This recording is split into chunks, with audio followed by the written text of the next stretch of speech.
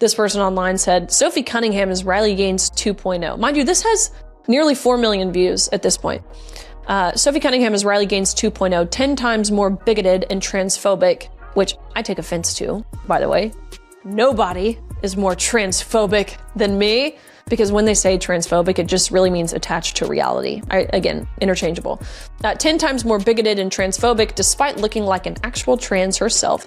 Isn't it so funny when they do this? Sophie Cunningham built her Repus on a basketball court. She talks, she competes, she hits big shots, and she never seems interested in shrinking herself to make anybody else comfortable. Sophie Cunningham set the internet on fire last week by saying fairly non-controversial things, but it's only controversial to the peanut allergy table. That's it. It's only controversial to the players in the WNBA and the peanut allergy WNBA. It's only controversial to them. Most Americans, most people, they agree on this issue. Sophie Cunningham went viral last week for saying that, and she's getting support. Brandy Cruz says, join me, Women Are Reals, Known Heretic, and female athletes for a rally to thank Sophie Cunningham for her bravery. Tomorrow, ahead of the Storm Fever game at 5 p.m. outside Climate Pledge Arena, wear your XXXY athletics gear if you have it. Support Sophie Cunningham, a pre-game fan rally. But in 2026, the Indiana Fever Guard stepped into a completely different spotlight. No jersey, no basketball, no packed arena. Just Sophie Cunningham, a camera in the beaches of Captiva Island, Florida, for her first appearance in the Sports Illustrated swimsuit issue. And this was not simply a WNBA player posing for a famous magazine. For Cunningham, the shoot became a statement about confidence, strength, and what an athlete can look like away from the court. So let me ask you this. Do you think more WNBA players should get opportunities like this? Comment Y for yes. Just type the letter Y below. Because Sophie Cunningham's SI Swimsuit debut shows how quickly the image of a women's basketball star is changing. The shoot was photographed by Catherine Gogan at South Seas Resort on Captiva Island. Cunningham appeared in the 2026 issue alongside other athletes, including WNBA star Nafisa Collier and champion sprinter Melissa Jefferson Wooden. Setting looked calm, warm, and effortless in the finished pictures. But the reality behind the shoot was very different. Cunningham later revealed that the weather was unusually cold and rainy. While she posed near the water in swimwear, members of the crew were bundled up in coats, hats, and hand warmers. Photographs look relaxed, but Cunningham was working through conditions that were anything but comfortable. Cunningham entered the WNBA as the 13th overall pick in the 2019 draft. She began her career with the Phoenix Mercury before being traded to Indiana in 2025. She quickly became a favorite among Fever fans because of her shooting, physical style, and outspoken personality. During the 2025 regular season, she shot 43.2% from three-point range, placing her among the league's most dangerous outside shooters. But her season ended early after she suffered a right MCL tear against the Connecticut Sun. That injury could have made the following months entirely about recovery and uncertainty. Instead, Cunningham's 2026 story became about returning in more ways than one. She worked her way back onto the basketball court. She prepared for a role as a studio analyst, and she made her first appearance in one of the most recognized magazine issues in American popular culture. That is why the timing of this feature matters. Fans normally see Cunningham in competition mode. Her hair is tied back. She is fighting through screens, chasing shooters, and arguing her case after a whistle. Sports Illustrated presented a different side of her without pretending the athlete did not exist. Her height, shoulders, and physical strength were not hidden. They became part of the story. Cunningham has spoken honestly about being 6'1" and broad-shouldered. Those traits are a major advantage in basketball, but she admitted they can create frustration in everyday life when clothing does not fit properly or she feels taller than everyone around her. That is a feeling many athletes understand. The body that creates confidence in competition can sometimes create insecurity away from it. But Cunningham said the SI Swimsuit experience made her feel empowered, confident, and comfortable in her own skin. To View Zero, That message gives the feature more meaning than a collection of beach photographs. It is easy to say people should feel confident. It is harder when the world constantly comments on how athletes look, dress, and carry themselves. Women in professional sports face an especially difficult balance. They are expected to be tough, but not too aggressive, confident, but not too loud, stylish, but not distracting, powerful, but still judged by standards that have nothing to do with performance. Sophie Cunningham has never seemed interested in following those rules. Her personality has helped make her one of the most recognizable players on the Fever. Some fans love her. Some opponents probably cannot stand her, but almost everyone notices her. The SI Swimsuit feature takes that same energy and places it in a new setting. She is not apologizing for being tall. She is not hiding the strength that helped her reach the WNBA. And she is not acting as though an athlete must choose between being competitive and embracing fashion, beauty, or media opportunities. She can take a hard defensive assignment one night and become the subject of a Sports Illustrated shoot the next. That crossover also matters for the WNBA. Women's basketball is no longer limited to highlights and box scores. Players are becoming broadcasters, podcasters, business owners, fashion figures, and entertainment personalities. The league benefits when its athletes reach audiences who may never have watched a full WNBA game. A Sports Illustrated reader may discover Cunningham through the gallery, learn that she plays for Indiana, and then become curious about the Fever. A basketball fan may arrive for Sophie and discover Catherine Gauguin's work or the broader 2026 issue. That exchange expands the audience without asking Cunningham to become somebody else. And perhaps that is the biggest reason this debut stands out. The photographs are polished, but the story behind them is still unmistakably Sophie Cunningham. The weather was difficult, the setting was unfamiliar, the spotlight was different, but the confidence, toughness, and willingness to accept a new challenge were exactly the same. Cunningham described her athletic build as a superpower on the court. On Captiva Island, that superpower followed her directly onto the beach. Now the question is, what comes next? Could this open the door for more WNBA players to cross into major lifestyle and entertainment platforms? And as women's basketball continues growing, will moments like this become just as important to building stars as what happens during the games? Sophie Cunningham's 2026 SI Swimsuit debut was a first for her, but it may also be another sign that WNBA players are no longer being placed inside one box. They are athletes, they are personalities, they are brands. And in Sophie Cunningham's case, whether she is standing behind the three-point line or in front of Catherine Gauguin's camera, she knows exactly how to command attention. Caitlin Clark's ESPN interview exposes WNBA jealousy.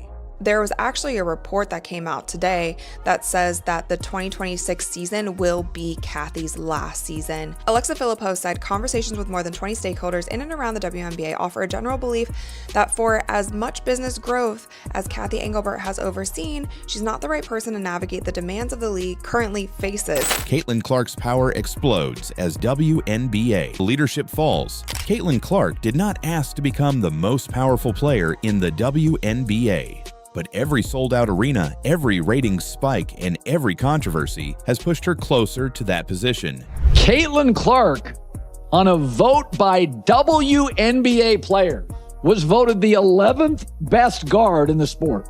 At this point, I think it's funny. Fans ranked her second, media ranked her third, WNBA players voted her as the 11th best guard. Indiana's scoring 94 a game. It's the highest in 16 years. She's the number one shooter, distributor, play initiator, playmaker. She's 11. She's fourth in the league in scoring, second in assists, and she's the 11th best guard. I mean, the animosity toward Caitlin Clark, it's so petty. Now, as serious questions grow around WNBA Commissioner Cathy Engelbert's future, the people who tried to minimize Clark's influence may be forced to watch the entire league move toward her. Because this is no longer just about basketball. It is about who becomes the face of the WNBA.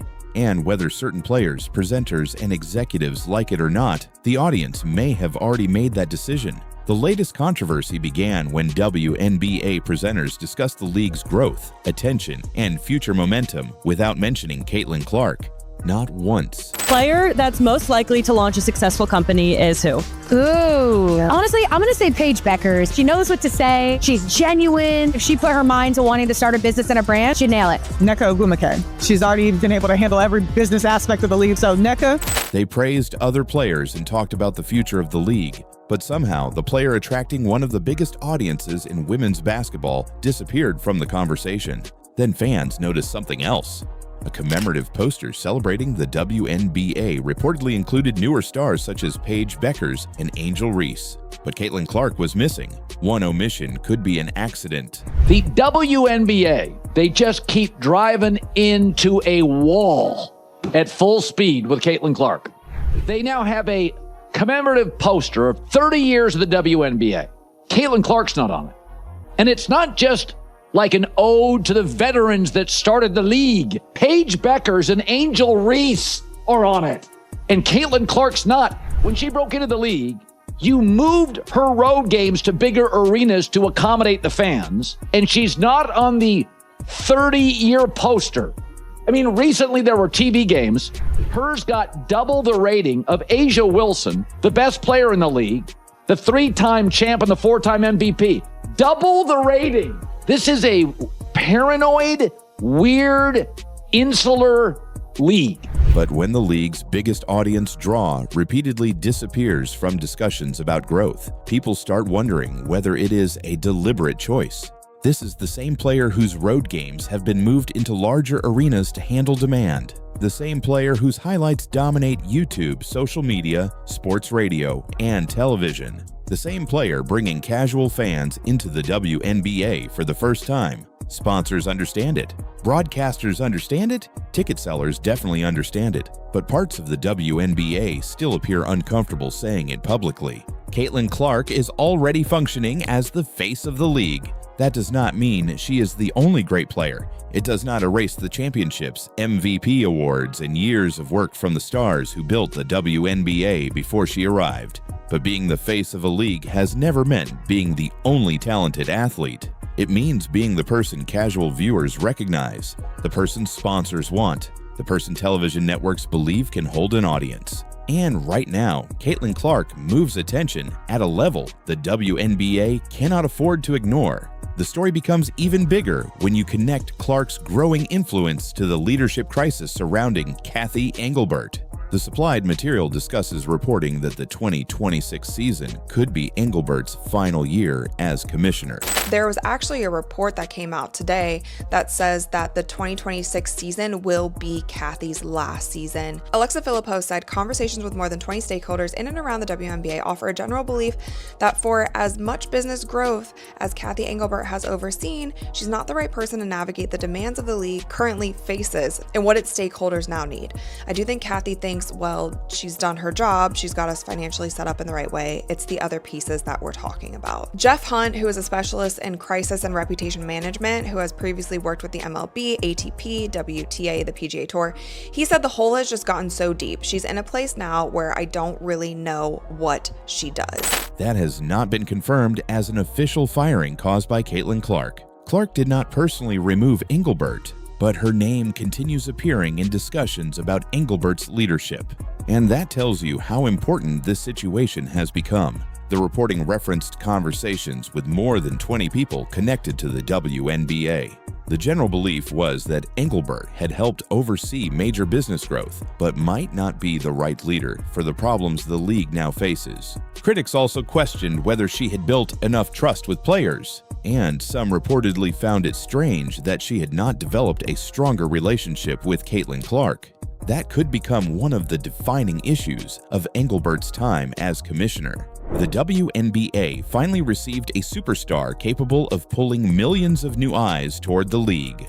But instead of fully embracing that opportunity, the league often appeared divided over how much credit Clark deserved. Engelbert has defended her record. She said she felt fortunate to lead the WNBA during a period of hypergrowth. She credited the players for the product they were delivering. She said the league's strategy was working. And she spoke about listening to players and improving communication. The league has grown. Media attention has expanded, franchise values have increased, and the WNBA is entering a much bigger business era. But leadership is not judged only by revenue. It is also judged by relationships, communication, and how quickly a leader responds when the league's biggest stories become crises. That is where critics believe Engelbert has struggled. The source also discusses a planned interview that reportedly did not happen after the host waited for 2 hours. That moment became another symbol of a commissioner who critics believe avoided difficult public questions when the league needed direct answers. And while the pressure around Engelbert increased, Caitlin Clark's power kept growing. Clark's influence is built around 3 things every professional league needs: viewers, ticket buyers, and sponsors. The business equation is simple. Sponsors chase attention, broadcasters chase ratings, teams chase ticket demand, and Caitlin Clark brings all 3. That reality may frustrate some established players, and on a human level, parts of that frustration are understandable. There are WNBA veterans who spent years building successful careers with far less attention. There are champions and MVP who helped keep the league moving when national coverage was much smaller. Their achievements deserve respect, but respecting those players does not require pretending Caitlin Clark's impact is ordinary. It is possible to appreciate what the veterans built while recognizing that Clark has changed the size of the audience. The smartest WNBA strategy would use Caitlin as the front door. New fans may arrive because of Clark, but once they enter, the league can introduce them to Aja Wilson, Paige Beckers, Angel Reese, Nafisa Collier, and every other major star. That is how one superstar helps everybody. Instead, the WNBA often appears trapped in an argument about whether Clark deserves the attention she is already receiving. And Caitlin herself sounds tired of it. She has spoken about false characterizations of her personality. She said people are entitled to opinions, but they should not make accusations about her character when they have never spoken to her or taken the time to know her. Clark is constantly discussed as a business phenomenon, a political symbol, and a cultural argument. But the basketball player sometimes disappears. When she reacts emotionally, she is called entitled. When she stays quiet, critics demand more leadership. When she produces a historic performance, the conversation shifts toward hype and attention. When she struggles, people question whether she ever deserved the spotlight. There is no answer that satisfies everyone. But the strongest defense of Caitlin Clark is not that she should never be criticized. She should be judged for what she actually says and does, not for a fictional version created to keep the controversy alive. And every new controversy only makes her more powerful. Every debate puts her name back in the center of the WNBA. Every attempt to minimize her impact leads fans to compare ratings, ticket sales, highlights, and audience demand. The people trying to prove she is not important may actually be proving the opposite. Now imagine what happens if new leadership enters the WNBA. A new commissioner would inherit a league focused on expansion, higher salaries, stronger media deals, larger sponsorships, and keeping casual fans interested. That leader would need growth. And the biggest built-in growth engine is already standing on the court in Indiana. The next commissioner could place Clark at the center of more marketing campaigns. Broadcasters could build more major games around her. Sponsors could push for her to appear in league-wide promotions. And the WNBA could finally stop treating her popularity like an uncomfortable problem. This does not mean Caitlin Clark controls the league. And it does not mean other players should disappear. It means the WNBA may finally accept how professional sports works. Leagues do not get to choose who becomes their biggest attraction. The audience chooses. One ticket at a time, one television broadcast at a time, one viral highlight at a time. Front offices can choose the posters. Commentators can choose the talking points, but they cannot force millions of people to care about somebody else. Caitlin Clark did not fire Kathy Engelbert, but her rise may have exposed why the WNBA needs a different type of leadership. The next commissioner will face a simple choice: keep fighting the league's biggest source of attention, or finally build around it. So should the WNBA officially make Caitlin Clark the face of the league? Or would placing one player at the center create even more division? Comment C for Caitlin and tell me what the new WNBA leadership should change first.